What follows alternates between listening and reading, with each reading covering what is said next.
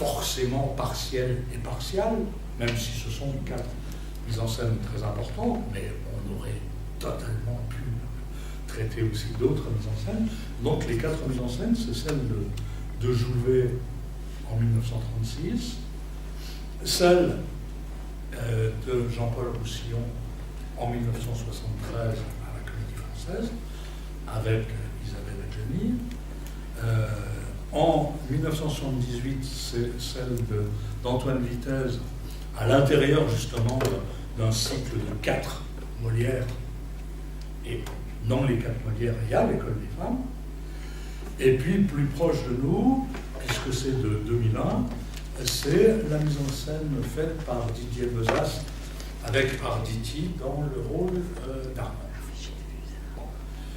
Oui, comme quoi, il y a à boire et à manger, hein, étant bien entendu que je pourrais citer au moins le double de mise en scène importante que je ne traiterai pas, soit parce qu'on n'a pas beaucoup de documentation dessus, soit parce qu'on ne peut pas être complet et qu'il ne s'agissait pas de transformer la séance de ce soir en un catalogue où on reste 5 minutes sur chaque mise en scène.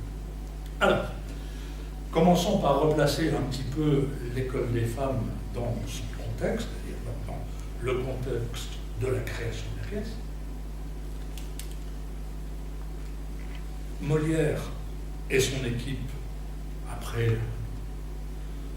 un long voyage en province, sont revenus à Paris à l'automne 58, 1658. Ils jouent devant le roi, du commode, ça se passe moyennement. Le docteur amoureux, petite farce, dont on n'a pas conservé le texte d'ailleurs. Et là, le roi trouve ça très drôle. Et donc, la troupe devient la troupe de Monsieur, frère du roi, et on lui attribue la salle dite du Petit Bourbon, qui se situait à peu près en face de ce qui est Saint-Germain, l'église Saint-Germain-l'Auxerrois actuelle, donc qui est dans le Louvre, hein, mais complètement au bout du Louvre. Et puis bon, ça se passe pas mal du tout pour Molière, qui fait un premier gros succès en 1659 avec Les Précieuses Ridicules, même si là aussi ça fait controverse, entre autres, parce que justement, on n'était plus tellement habitué à Paris à avoir des pièces qui parlent du contemporain et qui se moquent de contemporain. Et se moquer des précieuses, même si Molière dit non, mais alors c'est des précieuses ridicules, hein, pas les vraies précieuses. Hein. Bon, mais enfin. Et bon, mais en tout cas, gros succès des précieuses ridicules. Ce sur quoi il y a une grosse déconvenue pour Molière, c'est-à-dire qu'on lui démolit sa salle. C'est-à-dire que voilà, la salle du Petit Bourbon, ah bah oui, on va construire ce qui sera la colonnade de Perrault, hein, qui existe toujours. Hein, si vous regardez justement, le Louvre est clôturé par la colonnade au bout. Et on découvre soudain qu'il est absolument urgent de détruire cette salle du Petit Bourbon parce qu'on va construire la colonnade, qui dans les faits ne sera en vrai construite que 20 ans après. Et donc, la troupe de Molière a subodoré, sans doute pas forcément à tort, que Monsieur de Ratabon, le surintendant des bâtiments qui avait pris la décision de détruire la salle, avait été approché, alors personne n'a jamais pu savoir s'il avait été payé, il avait été approché par des comédiens rivaux de Molière, parce qu'il faisait de la concurrence. Hein. Je veux dire que l'hôtel de Bourgogne n'était pas spécialement satisfait d'avoir une troupe qui, finalement, était une troupe tout à fait concurrente. Et du coup, on détruit la salle du Petit Bourbon, la troupe de Molière se retrouve sans salle, au point d'ailleurs que les gens de l'hôtel de Bourgogne ou du Marais demandent aux comédiens de Molière, s'ils ne veulent pas changer de troupe par hasard, parce qu'on peut leur faire un contrat. Alors, ils restent autour de Molière et ils obtiennent très rapidement de Louis XIV une autre salle, qui est, je dirais, à l'autre bout par rapport au Louvre, qui est le théâtre du Palais Royal, dit aussi la salle des machines, parce que les machines, c'est des machines de théâtre, hein, puisque c'est là qu'on jouait les pièces à grand spectacle qui nécessitent des machines. C'est dans l'ancien palais cardinal qui avait été construit par Richelieu. C'est là où se trouve actuellement le Conseil d'État, hein, sur la place du Palais Royal. Et c'est là que s'installe Molière et sa troupe, toujours avec les Italiens, puisqu'ils partageaient toujours la salle avec les comédiens italiens. C'était un jour là, un jour. Et finalement, ça se transforme en finalement une très bonne opération pour Molière, puisque, contrairement à la salle du Petit Bourbon, là, il ne paye plus cette nouvelle salle. Donc il est avantagé, même par rapport à l'hôtel de Bourgogne, qui lui a une location tous les ans à payer, et lui, Molière, pas. Et puis c'est reparti.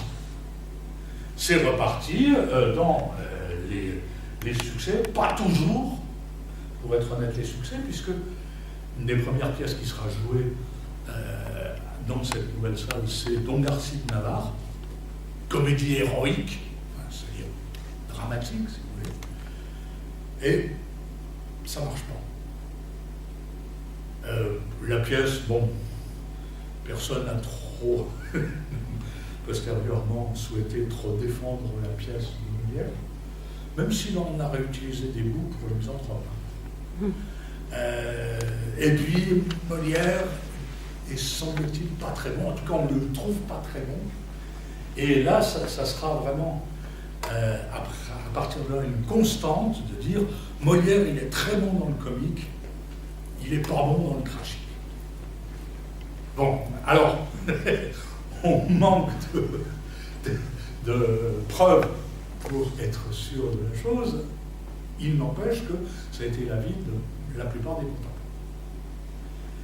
Donc Garcia Navarre, ça ne marche pas. En revanche, l'école des maris, ça marche très bien.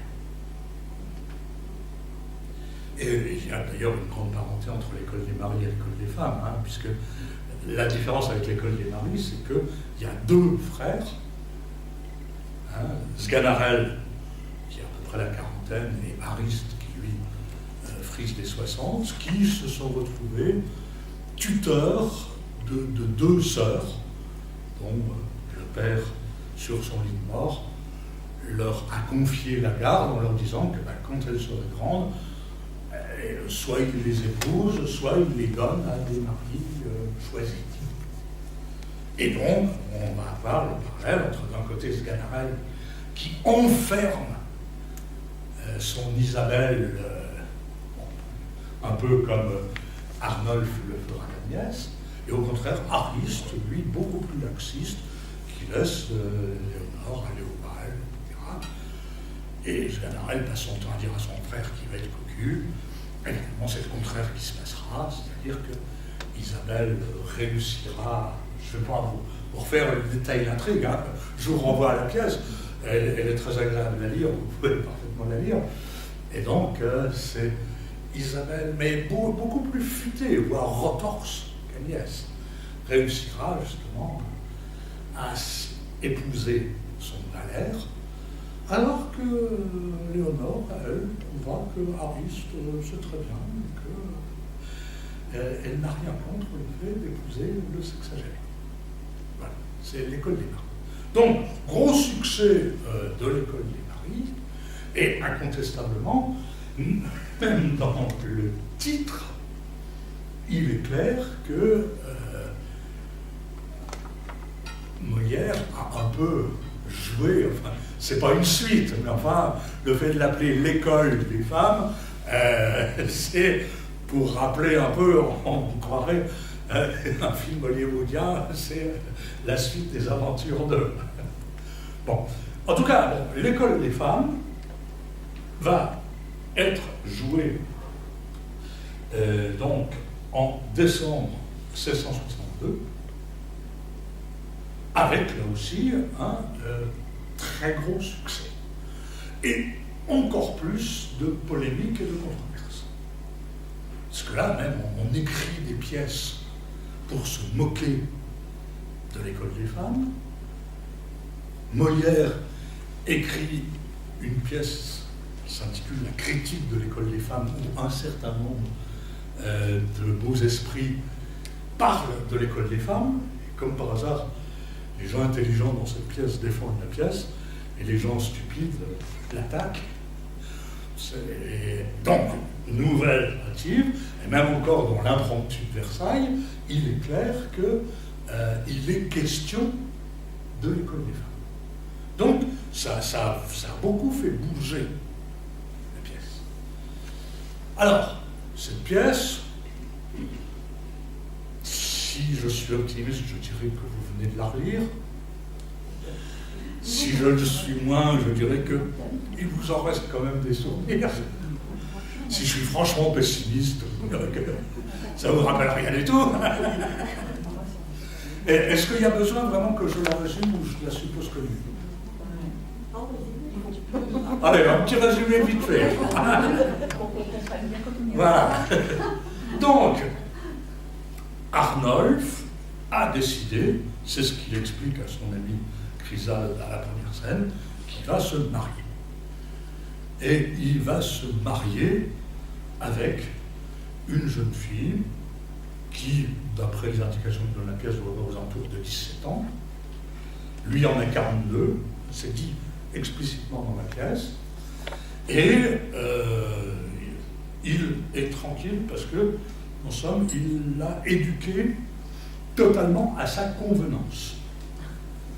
C'est-à-dire qu'à 4 ans, il s'est trouvé, il a rencontré cet enfant de 4 ans qui, par son air doux, lui a inspiré, dit-il, de l'amour. Alors je ne sais pas ce qu'il faut entendre exactement dessous, mais il y a bien le terme d'amour écrit par Molière là.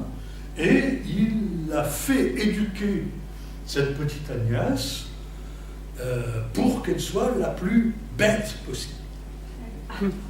À mesure où, justement, une femme d'esprit, c'est dangereux.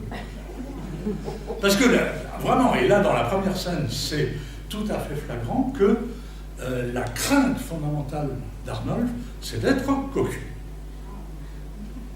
Et Chrysale, qui lui le sans doute, la manière dont il parle, même si c'est jamais dit explicitement, si vous regardez d'un peu près le texte de Chrysale, il est quand même extrêmement probable que lui se sait cocu et du bon, des choses qui arrivent.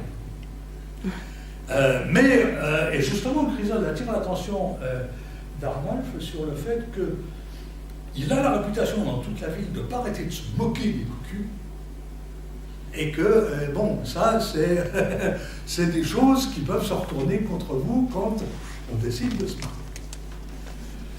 Et à partir de là, Arnolphe, certain de lui-même, maintient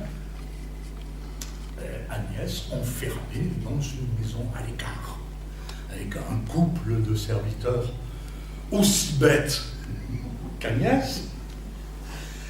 Et il a d'ailleurs choisi de changer de nom. Alors ça n'est pas directement relié, mais il a horreur du nom d'Arnolphe. Alors ça fait partie des choses sur lesquelles justement on a perdu un certain nombre de choses qui allaient de soi pour un spectateur du XVIIe. Pour un spectateur du XVIIe, Saint Arnolphe, c'est le patron des maris trompés. Voilà, c'est enfin, il y a même le proverbe mettre une chandelle à Saint Arnolphe, ça veut dire être cocu. Voilà, et donc on comprend assez bien le fait que Arnolphe souhaite qu'on l'appelle le monsieur de la souche, et plus du tout Arnolphe. Et à chaque fois que Chrysale l'appelle Arnolphe, il se crispe. Donc, ce monsieur de la souche, nouvellement baptisé ainsi, va tomber sur un jeune premier, Horace. Ils se reconnaissent, puisque là, c'est le fils d'un vieil ami, Horace. hein. Mais Horace ne connaît qu'Arnolphe, il ne connaît absolument pas M. de la Souche.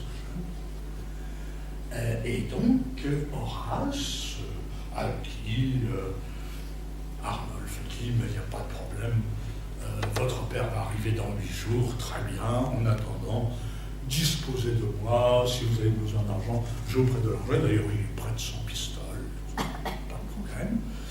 Et il lui demande, bon, comment ça va, ils échangent, hein. Et entre autres, côté conquêtes amoureuses, puisqu'on sait très bien qu'un jeune homme, hein, c'est quand même ça qui l'intéresse le plus, et bien, Horace lui explique qu'il a fait la connaissance d'une bonté, et que finalement, ça fait 8 jours qu'il ne décolle pas de chez cette beauté, qui s'appelle Agnès, et qui habite juste dans la maison derrière. Inutile de préciser qu'Arnolphe comprend tout à fait que c'est d'elle qu'on cause. Donc ça se termine un petit peu brutalement à la scène, et à partir de là, bien entendu, tout va reposer sur le fait que, d'un côté, Horace poursuit sa conquête, en face, Arnolphe essaye de l'empêcher justement de progresser. La beauté dramaturgique étant que, bien entendu, Horace choisit à chaque fois comme confident de son aventure Arnolphe. Et je trouve très étonné de dire, je ne sais pas qui a pu le dire à ce monsieur de la Souche, parce que vraiment, voilà, et en réalité, très largement, la pièce repose là-dessus. Donc, quand Arnolphe, on entendra des passages, se précipite vers Agnès pour lui tirer les vers du nez, savoir, mais c'est vrai, là, ce jeune homme, tout ça, on m'a dit que, mais je suis sûr que ça, si je pariais, Agnès lui dit, oh, bah, si vous pariez, vous perdriez. Et il lui répond très, très gentiment, très ingénument, qu'il a passé son temps chez elle, à lui embrasser les bras, les mains, et que si il en avait demandé plus, il lui aurait tout accordé. Alors qu'est-ce qu'on entend partout, puisque elle est persuadée, d'ailleurs ça plaît beaucoup à Arnolphe, qu'on fait les enfants par l'oreille. Mais donc, bon, alors je garde quand même, parce qu'il y a justement ambiguïté, notamment sur le fait que Arnolphe tient absolument à savoir si, en dehors des baisers un peu partout, il y a eu autre chose, et si Horace lui a appris quelque chose, il dit que oui, elle lui a appris ça vient pas, et Arnolphe, et finalement, elle avoue que Horace lui a pris le ruban qu'Arnolphe lui avait donné. Bon, et comme dit Arnolphe, passe pour le ruban. Il craignait visiblement que ça soit beaucoup plus intime ce qu'on avait enlevé. Et donc, bon, je ne vais pas vous refaire toute la pièce en détail, hein, quand même. Mais donc, on a un Arnolphe qui essaye de précipiter le mariage, qui discipline sa femme, qui lui fait lire in extenso des maximes sur le mariage, qui donne bien les devoirs de la bonne épouse. Il intime à Agnès, si jamais Horace vient dans la maison, lui fermer la porte, il le dit aussi au valet, et même, avec l'occasion, de lui envoyer à la tête un gris. Une pierre. Et donc, de fait, Horace vient expliquer à Arnolphe qu'il lui a jeté un gris. Et Arnolphe dit, oh, comme c'est dommage. Et Horace lui dit qu'en fait, c'était plus compliqué que ça, parce que accroché au grès, il y avait une lettre.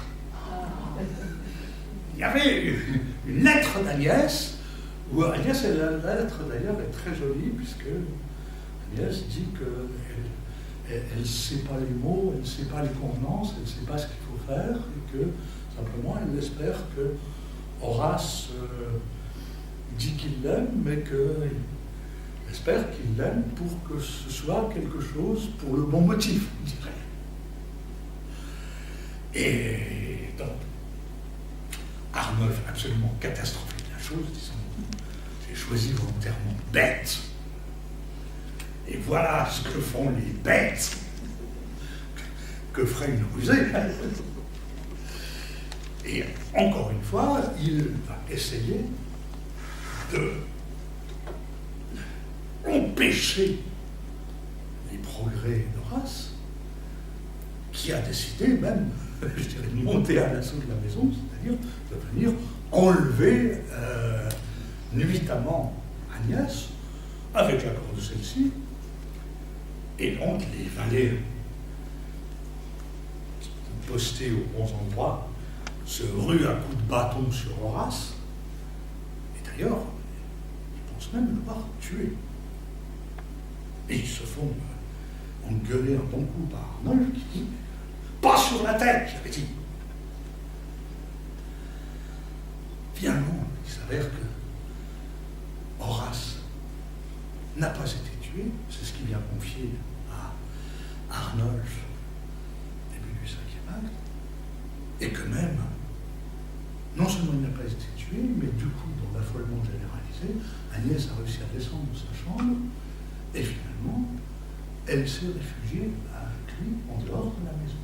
Mais que, bon, c'est pas possible que deux jeunes gens comme ça restent seuls sans que ça devienne très compromettant. Donc, il faut absolument qu'Agnès trouve une maison où pouvoir rester tranquille le temps que ça s'arrange, d'autant que Horace commence à savoir que son père a décidé de le marier, et pas avec elle, donc il faut du temps, et donc du coup, comme le seul ami qu'il a, c'est Arnolphe, il confie donc Agnès à Arnolphe.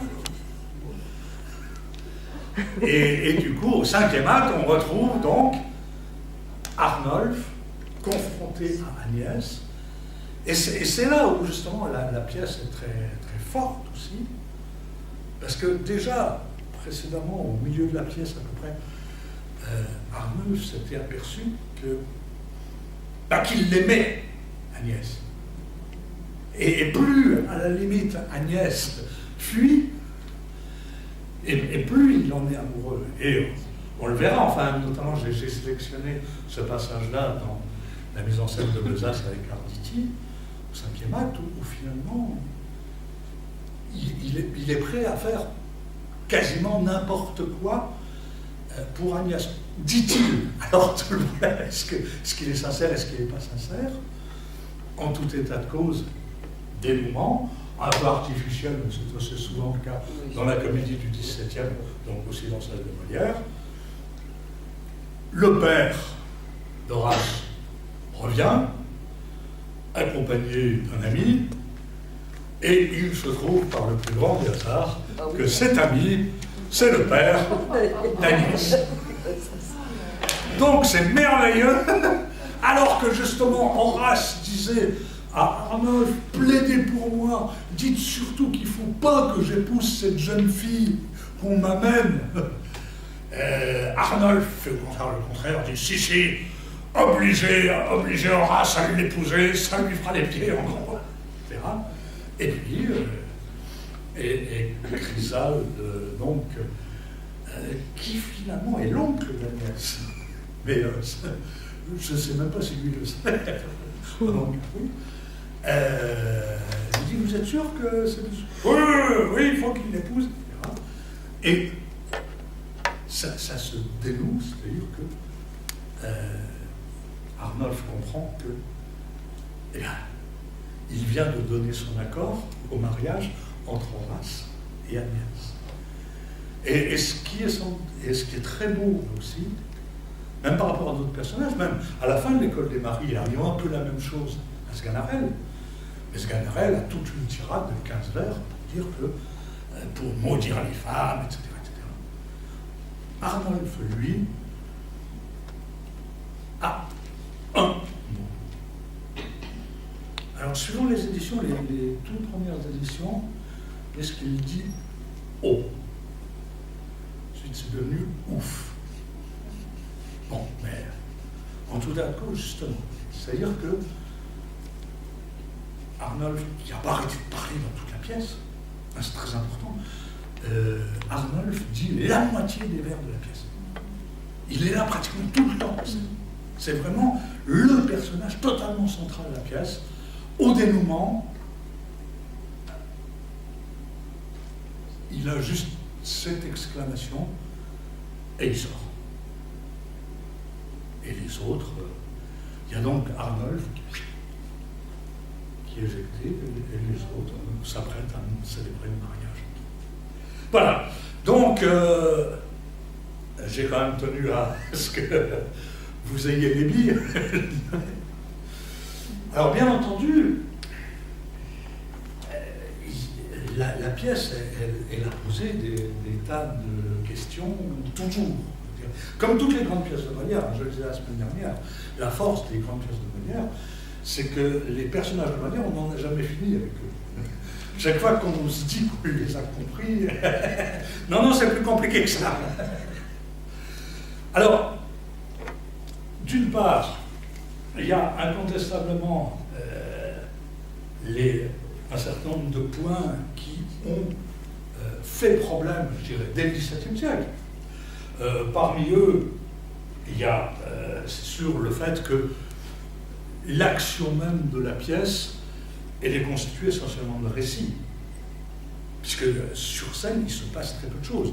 La plupart, ce sont des récits d'Énès, d'Horace, et qu'écoute Arnolphe, mais il se passe très peu de choses. Et bien entendu que les critiques de Molière vont taper sur ce point-là. Il y a aussi l'obscénité prétendue de la pièce. D'ailleurs, obscénité est à l'époque un néologisme. Hein, je crois que c'est dans la critique de l'école des femmes où il y a un personnage qui parle d'obscénité. Une des marquises dit « Oh, obscénité, je ne connaissais pas ce mot-là ». Donc, obscène est plus ancien, mais obscénité, c'est très sans et bien sûr qu'on taxe Molière d'obscénité. Ce qu'on peut dire, c'est qu'il y a des ambiguïtés volontaires. Bon, je vous ai cité le tout à l'heure. Certain que ça dépend un peu comment c'est joué, mais il m'a toujours semblé extrêmement probable, même si les metteurs en scène modernes n'insistent pas trop là-dessus, pour le fait que le ruban dont Agnès déplore la perte était sans doute situé à un endroit très stratégique. Et que bien évidemment, quand il dit que Horace lui a pris le... ça ne se situe pas sur l'épaule, mais bien quelque part aux alentours de l'entrejambe. Enfin, je suis incapable de vous dire si c'était joué très explicitement ou moins explicitement à la création, mais le jeu même n'est drôle que là-dessus. Hein, c'est là-dessus que...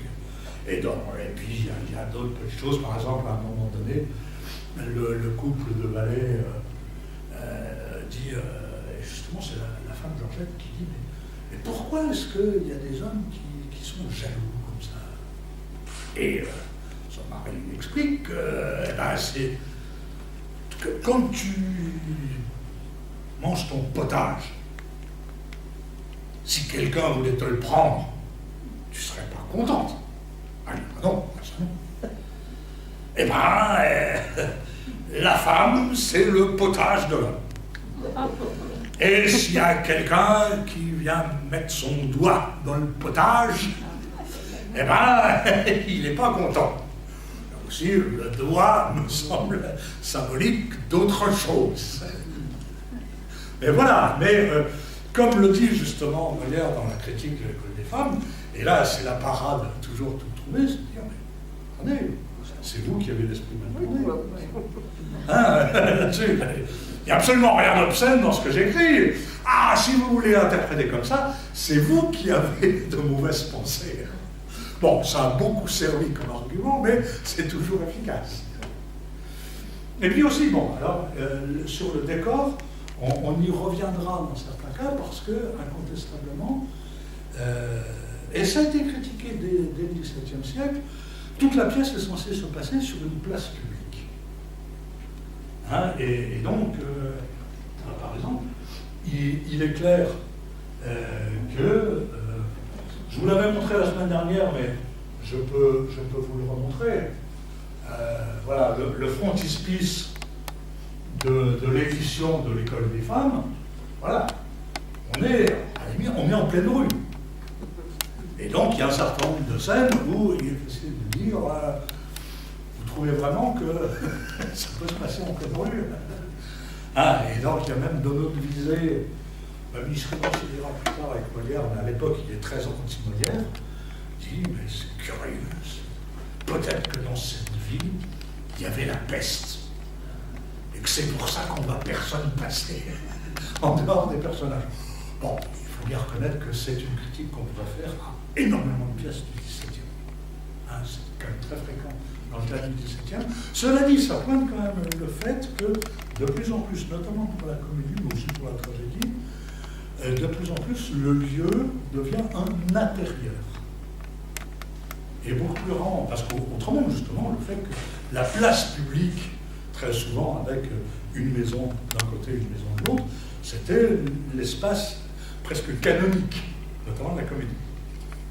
Mais si vous regardez un peu les pièces importantes de Molière, à l'exception de Don Juan, mais Don Juan est tellement une exception sur les temps que ça ne compte pas, la plupart des pièces de Molière se passent dedans, et pas sur une place. Donc je crois que la critique vraiment de Donneau de Visé, c'est aussi ça qu'elle dit. Donc, il dit, il y a quand même deux personnages centraux, et il faut bien reconnaître que peu de gens se sont préoccupés d'Horace, par exemple, qui est pourtant un personnage très intéressant, mais la plupart du temps, bon, c'est le couple Arnulf-Agnès. Et je l'ai dit, d'un côté, un Arnulf qui parle énormément, d'un autre côté, une Agnès qui parle finalement très peu. Elle a très peu de scènes, et même une des scènes importantes de la figure, son texte est pour elle, puisqu'elle récite les maximes du mariage concoctées par Arnulf ou par quelqu'un d'autre, dans tout état de cause, qui ne sont pas de son texte à elle, même si on l'oblige à dire ce texte. Et donc, cette disproportion, elle est de manière importante. Et puis, à partir de là, et très clairement, c'est la question qui va être posée aux interprètes d'Arnulf. Est-ce qu'on joue un Arnulf ridicule? Est-ce qu'on joue un Arnulf dramatique? Les deux ne sont pas totalement incompatibles. Hein, et Molière lui-même, par le biais d'un des personnages de la critique de l'École des femmes, qui est Dorante, dit il n'est pas incompatible qu'un personnage soit ridicule dans de certaines choses et honnête homme dans d'autres. Bon, il est clair aussi que joué par Molière, tous les témoignages qu'on a montrent clairement que Molière met le paquet sur le comique. Ça, là par exemple, bon, il y a ça des gazetiers qui malheureusement c'est la plupart du temps des vers de Mirliton et qui sont rarement suffisamment précis. Là c'est Lauré qui tient un peu la gazette de ce qui se passe à Paris. On joua à l'école des femmes qui fit rire leur majesté jusqu'à s'en tenir les côtés. Pièce aucunement instructive et tout à fait récréative. chose, même si ça s'appelle l'école, c'est pas instructif, mais on rit beaucoup, et même le roi et la reine ont ri à s'en tenir les côtes. Hein? Alors là, si le roi rit à s'en tenir les côtes, toute la cour rit. Pas de soi. Et ce qui est important aussi, puisque c'est écrit par Molière lui-même, dans la critique de l'école des femmes, bien sûr, c'est un personnage hostile à la pièce, c'est Lycidas qui est le pédant, qui dit « Et ce monsieur de la souche, enfin, qu'on nous fait un homme d'esprit, et qui paraît si sérieux en temps d'endroit, ne descend-il point dans quelque chose de trop comique et de trop outré au 5e acte, lorsqu'il explique à Agnès la violence de son amour, avec ses roulements d'yeux extravagants, ses soupirs ridicules et ses larmes niaises qui font rire tout le monde. » Je crois que là, Molière ne force pas beaucoup le trait. Bien sûr que si c'était pas du tout comme ça qu'il jouait le rôle, il n'aurait pas écrit ça.